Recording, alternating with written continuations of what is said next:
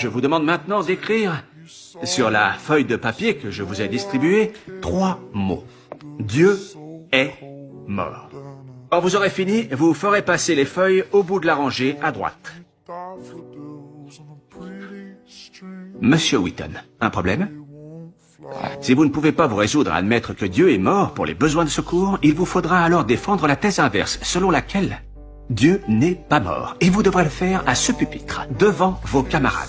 Si vous échouez, ce qui sera le cas, vous serez recalé et perdrez un tiers de la note finale, d'entrée de jeu. Vous êtes prêts à relever ce défi?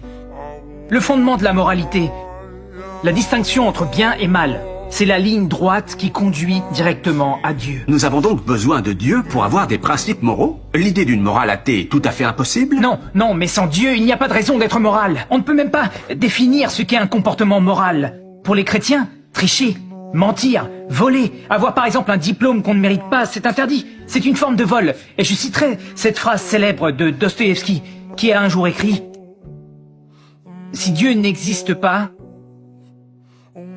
alors tout est permis. » Et non seulement permis, mais vain. Si Monsieur Radisson a raison, alors tout cela, cette lutte, ce débat, ce que nous déciderons ici est dénué de sens.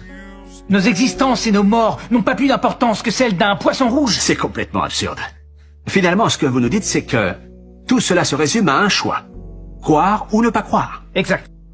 C'est tout à fait ça. C'est la question. Et la différence entre votre position et ma position, c'est que vous leur retirez le droit de choisir. Vous leur demandez d'affirmer d'entrée de jeu qu'ils ne sont pas croyants. Oui, parce que je veux les libérer. Parce que la religion n'est qu'une sorte de virus mental que les parents transmettent à leurs enfants dès le plus jeune âge. Et le christianisme est le pire de ces virus. Il s'immisce dans nos vies lorsqu'on est malade, faible ou impuissant. La religion est donc une maladie? Oui, c'est une véritable infection.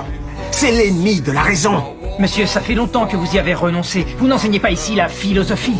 Ni même l'athéisme, en vérité. Ce que vous enseignez, c'est l'anti-théisme. Vous êtes athée, mais ça ne vous suffit pas. Il faut que chacun de nous vous suive dans cette voie. Pourquoi refuses-tu la vérité? Tu veux les entraîner dans le piège de la superstition? Je veux qu'ils puissent choisir par eux-mêmes, comme Dieu le souhaite. Si tu savais comme j'attends le moment de te voir échouer. Mais qui voulez-vous voir échouer, professeur? Moi? Ou Dieu? Est-ce que vous haïssez Dieu? Là n'est pas la question. Ok. Pourquoi est-ce que vous haïssez Dieu? Tout ceci est ridicule. Répondez, pourquoi le haïssez-vous? On a vu que la science ne s'y opposait pas. Elle confirme son existence. Vous le savez au fond. Et vous le haïssez. Pourquoi? Ma question est très simple, professeur. Pourquoi est-ce que vous haïssez Dieu? Parce qu'à cause de lui, j'ai été privé de ce que j'aimais. Oui, je déteste Dieu. Je ne ressens pour lui que de la haine. Comment pouvez-vous le haïr s'il n'existe pas?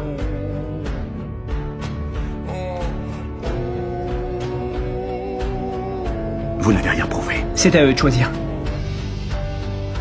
Est-ce que Dieu est mort?